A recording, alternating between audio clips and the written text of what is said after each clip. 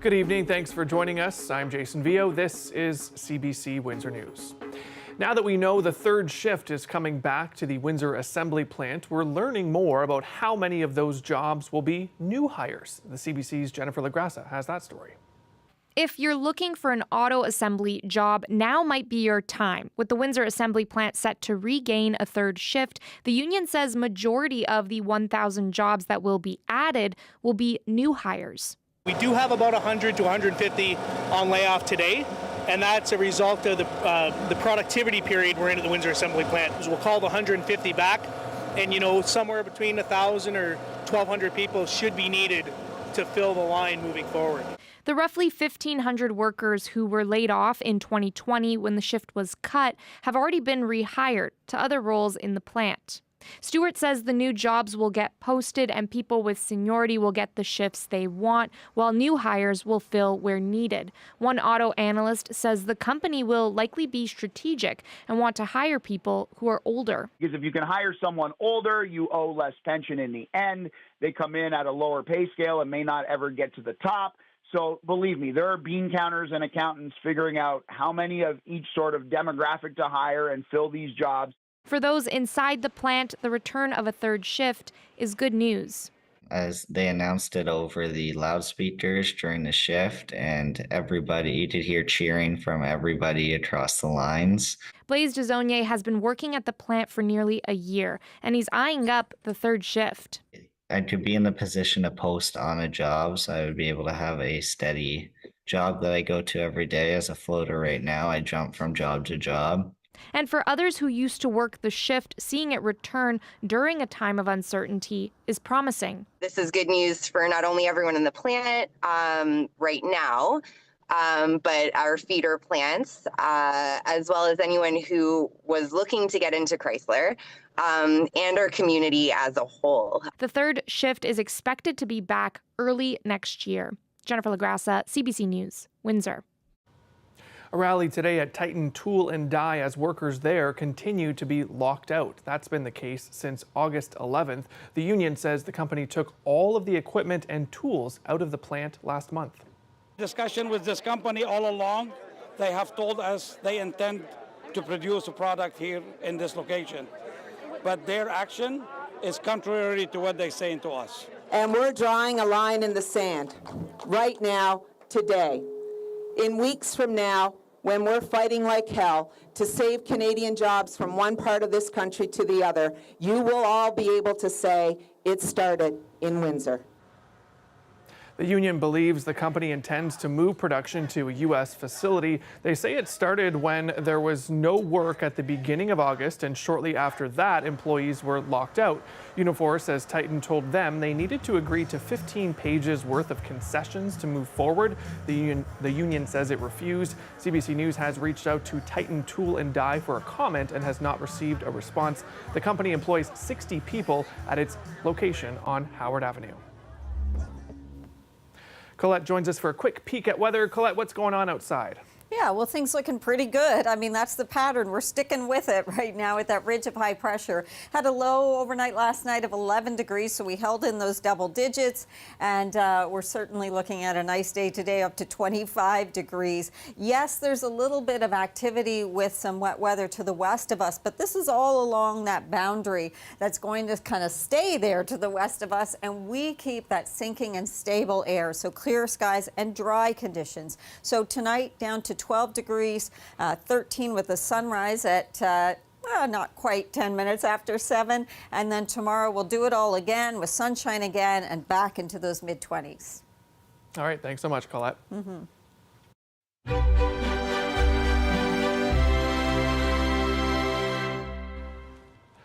Businesses in Sandwich Town say the neighborhood needs a bit of a facelift in order to boost traffic to the area. This story is the second in a series called Stories from Sandwich. Producer Jael continues our coverage of the West End community. Along this stretch of Sandwich Street, it's not unusual to see businesses come and go. Business owners say the neighborhood needs help to get more people coming into Sandwich. The latest to join those who are closing their shops is Taj India. Kitchen coming down, pots and pans removed, cartons all packed up. The Indian restaurant closed its doors just 17 months after opening. It became very, very big headache for me because no business at all. Owner Suresh Kakra moved from the state of Andhra Pradesh in India to start his business. He says construction on Sandwich Street last year cost him about $260,000 in lost business. Then there were fewer international students, his shop's primary clientele. He says no amount of help would solve his problem. Lack of foot traffic in the area. To be frank, it is one side of the corner of the city. It's to the one end. So that's how no one is trying to come here. Everyone wants to go to downtown. But just a couple of doors down, the kitchen is alive in this newly opened restaurant. The support has been phenomenal from the sandwich community. Its owners hail from the same Indian state as Kakra, but they are seeing a different picture here. They say the region needs diversity in its businesses, beyond just bars and restaurants like theirs. We want to see different kinds of business. We want to see printing businesses. We want to see tutoring businesses here. We want this area to be alive. Across from these restaurants, Shahram Khesro, operating a barber shop, has the same hope. Khesro says the past year has been tricky with very minimal growth in new clientele. He says others are struggling too. Khesro says unique essential businesses need to move in to revitalize the neighborhood. And it needs a new face and a new image. It needs a facelift, a new image to welcome people. The Sandwich BIA says that revitalization work is underway, but there are roadblocks. I have an Excel document with around 18 to 20 different businesses that have contacted me and said, I want to open my business in Sandwich, but we have zero vacancy. We essentially need to build new spaces for people to come in. But it's already too late for this business. Unable to stay afloat, Kakra says he is selling his shop, but says the future might be brighter for other businesses, with the Gordie Howe International Bridge opening in the coming months. Pratish Dayal, CBC News, Windsor. A Canadian group that usually remains in the shadows stepped into the open over the Labor Day long weekend. A self-described men's nationalist organization rallied in an Ontario park. Thomas Dagla now on the new concerns that's raising about extremism and anti-immigrant rhetoric. The crowd of masked men dressed in black came to be heard, taking over this Niagara Park for a rare public rally. Canada is being pillaged, raped, and burned! Calling themselves Second Sons and billing their group as a Canadian men's nationalist club. What is your fear about where this could lead to? Well, definitely violence. I think the Second Sons have said that they're not just a social club. Their leader, Jeremy Mackenzie, seen here doing what appears to be a Nazi salute. He also founded Diagolon, considered by police an extremist militia-like group. Below a monument for Major General Isaac Brock, who died fighting back an invasion of Canada in 1812, Mackenzie questions the modern definition of Canadian. Now we are told that name belongs to anyone and everyone who comes here. They push the idea that white individuals are being replaced. So they are somewhat of a militia prepared to fight to save Canada and its heritage. Second Sons and other self-described active clubs train together in gyms and boxing rings. CBC's Visual Investigations Unit determined this recent session was held at an Ontario Lions Club community center. The Lions Club tells CBC News it wouldn't have approved the rental if it knew about the true nature of the group hosting an event here. Second Sons is advertising gatherings across the country. The group claiming it has members in multiple provinces. Their faces always kept hidden. These groups are gaining momentum, and this is something worrying. Police say they were called to this park, but the group left before officers arrived. Pictures shared online show military-like drills, even a casualty evacuation exercise, as if perhaps to say, a battle is coming. Thomas Dagl, CBC News, Niagara-on-the-Lake, Ontario. Newly released data is revealing many Canadians are continuing to avoid travel to the U.S. The trend started when President Trump kicked off his trade war with Canada, and as Sophia Harris reports, it could continue into the fall. New data suggests many Canadians are continuing their boycott of U.S. travel. According to Statistics Canada, the number of Canadians returning from visits to the U.S. by land and air plummeted in August, dropping by 25% for air travel and by a whopping 34% for land travel compared with the same time last year. There are many reasons why people aren't traveling to the U.S., such as inflation and the low Canadian dollar. However, August marks the 5th consecutive month of declines, which began when U.S. President Donald Trump took office in January, started a trade war with Canada, and began referring to the country as the 51st state. This will be indeed the golden age of America. To express their anger, many Canadians swore off travel to the U.S., and are spending their vacation dollars elsewhere. Europe is sort of a big hotspot this summer. The Caribbean as well. We've seen a lot of people book trips to Japan. So we're kind of also seeing sort of these different exotic, destinations, Egypt, Jordan, some other places that wouldn't have normally popped up. Canadians traditionally make up the largest group of international tourists to the U.S., so the decline is hurting regions that rely on their business, like Las Vegas. We have a rather large market with the Canadians. It's gone from, a faucet to a drip. The big question now is, will the trend continue? Only time will tell. It gets really cold here in some parts of Canada, so a lot of people do like to get away to a warmer climate. The big test will be this fall when Canadian snowbirds decide if they will return to the U.S. Sunbelt or continue the trend of traveling elsewhere. Sophia Harris, CBC News, Toronto. As summer comes to a close, Ottawa tourism says this season has been one of the best for the capital city. The CBC's Simon Smith finds out whether Canada's strained relationship with the U.S. could be one of those reasons. The numbers are in. This summer was one of the busiest ever for Ottawa tourism. July and August saw the most visitors to the capital in at least the last 10 years. Hotel demand was up every month this summer compared to last year. So why the boost in traffic? There were some big events drawing people in this summer. Ottawa hosted its first ever Ironman, and who could forget that whirlwind royal visit back in May? People flocked to the capital to catch a glimpse of the King and Queen. And then there's the Ottawa mainstays, from signature music festivals like Blues Fest to sporting events like the Canadian Track and Field Championships. But Ottawa tourism says there's a little more to it than that. They credit some of the boost to a surge in Canadian pride, people choosing to keep their travel and spending here in Canada rather than south of the border. The federal government's Canada Strong Pass gave Canadians discounts to the region's national museums, and Ottawa Tourism launched its own pass, bundling museum visits and other attractions. They say all the national museums in the region saw an increase in visitors. It's too soon to say how much of an impact all this tourism has had on the local economy, but businesses here that rely on visitors from out of town and overseas will be hoping it's not just a one-off, but something to build on for next summer. Simon Smith, CBC News, Ottawa. In news across the border, Charlie Kirk, an American right-wing activist and Donald Trump ally, has been shot and killed, and authorities are still searching for a suspect.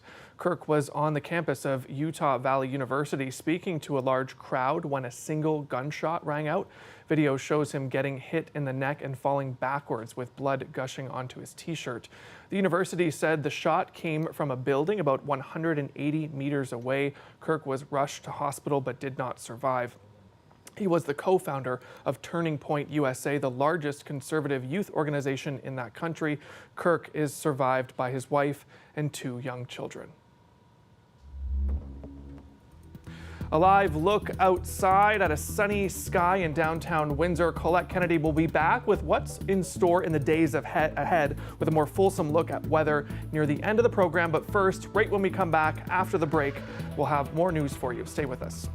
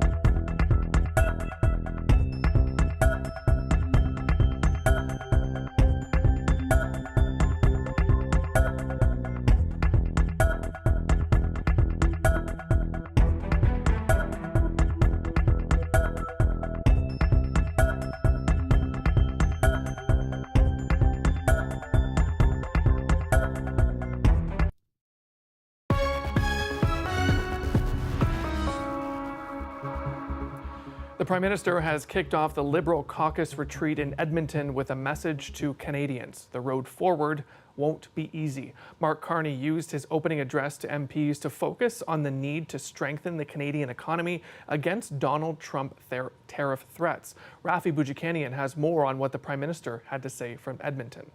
There he is. Hey. Addressing his caucus, the Prime Minister made it clear he's aware summer is over and his political honeymoon may be headed the same way if he does not start to get things done. We have to transform our economy from one that's reliant on a single trading partner, too reliant on that single trading partner, to one that's more resilient, one that's built for Canadian workers and their families on the strong foundation of Canadian industries. To get there, Carney says he's almost ready to announce the first of the major nation-building projects his government will fund. A list that Radio-Canada has learned, at least for now, will not include oil pipelines. A Liberal source saying that there is no private investor who's willing to build that project. News that's disappointing to the Premier of the province hosting the Liberals this week, but Danielle Smith says she will convince Ottawa to change its mind. We're in active discussions right now, and I'm very encouraged about where we're heading. But don't think that the list as it appears is the final list. We have been assured that there is pathways to get projects on the list as they become ready to be on the list. Some Liberal MPs, meanwhile, are saying it's good for the government to take a cautious approach. We're going to do it the proper way, and we'll see what happens. But right now, and as market analysts have said, there isn't the market case there for a pipeline, but we'll see what happens moving forward. As I say, we'll see what the fall holds. We have promised to strengthen the industrial carbon price. We've promised to turn Canada into a clean energy superpower. I think we're going to see on the list of national projects a commitment to the transition and a clean transition. We've promised an east-west transmission grid. If we realize all of these and more, then I feel pretty good about the trajectory of our climate efforts. All of this weighing on Carney as he prepares for a meeting with Alberta's Premier later this evening and a return to Parliament next week. Rafi Boudjikanian, CBC News, Edmonton. More questions are emerging about U.S. President Donald Trump's relationship with Jeffrey Epstein. The contents of a 50th birthday present to Epstein have been released by a congressional committee, including what was earlier reported to be a letter from Trump. But as Katie Simpson shows, he's again denying he wrote it. The slow drip of new information about Donald Trump's relationship with Jeffrey Epstein hanging over the White House. Good afternoon, everybody. As his team urgently tries to dismiss and discredit anyone questioning the president. The Democrats view this story as nothing more than an attempt to distract from the accomplishments and the achievements of this administration. And that is what we mean when we call it a hoax. This is the latest frustration. A newly released copy of a sexually suggestive note Trump allegedly gave Epstein for a 50th birthday book. A woman's naked body outlining what appears to be a mock conversation between friends, ending with "May every day be another wonderful secret," and what appears to be Trump's signature. The book released by lawmakers after obtaining it from the Epstein estate. It's not my signature, and it's not the way I speak. That's not my language. It's nonsense. And frankly, you're wasting your time. The Trump administration is also denying his involvement with this page in the birthday book, a photo with an oversized check and a handwritten note appearing to joke about Epstein selling a fully depreciated woman to Donald Trump. Well, look, we say where there's smoke, there's fire. And when it comes to Trump and Epstein, there's more smoke than at a Texas barbecue. The book includes other graphic images. This drawing from an unknown author showing Epstein giving young girls balloons in 1983 and then appearing to be getting a massage by young women 20 years later. Getting the truth to the American people. Lawmakers are promising to uncover more files any way possible. We've got a lot more documents we expect to get in. We're going to bring a lot of people in for depositions. So this investigation is moving along very rapidly, and hopefully we'll get some answers and some justice very soon. Trump was asked whether he would be open to meeting with Epstein victims, to which he told reporters he hadn't thought about it. Katie Simpson, CBC News, Washington.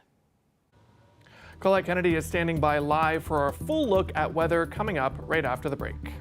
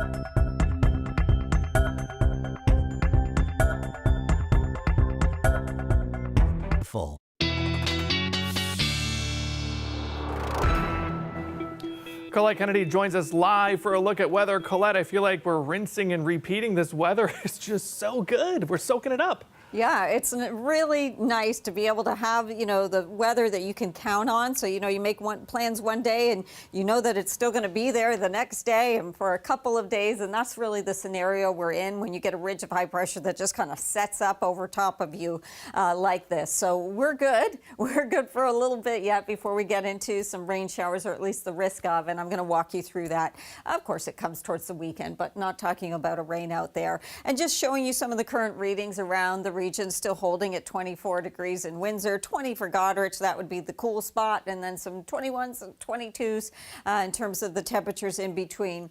Radar wanting to show some moisture kind of to the west of us, and that is along this frontal boundary that's still running across Lake Huron up into northeastern Ontario, where they do have some extra cloud cover. I know we get some fair weather cloud cover in southern Ontario here from time to time, but they have extra cloud cover and actually some showery activity in there as well.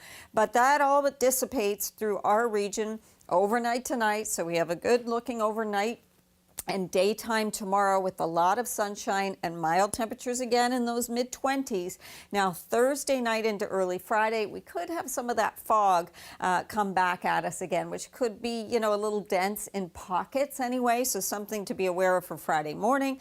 Otherwise, the rest of Friday looking good. And then as we roll into Saturday, I've got the European model on here. It extends a little bit longer, but it's not as defined. So if that looks a little different to you, that's what's happening here. And we get into some of that cloud cover, so increasing cloudiness, on Saturday. And then as we get into the afternoon, a chance for some scattered showers. Not so much thunderstorm activity, but an isolated thunderstorm, certainly not out of the question. There have been some lightning strikes associated with that front as it's been sitting back to the northwest of us. So into Saturday, even through the evening or early overnight, still that shower risk. And then Sunday, we should pretty quickly have things clearing back out again and back into sunshine.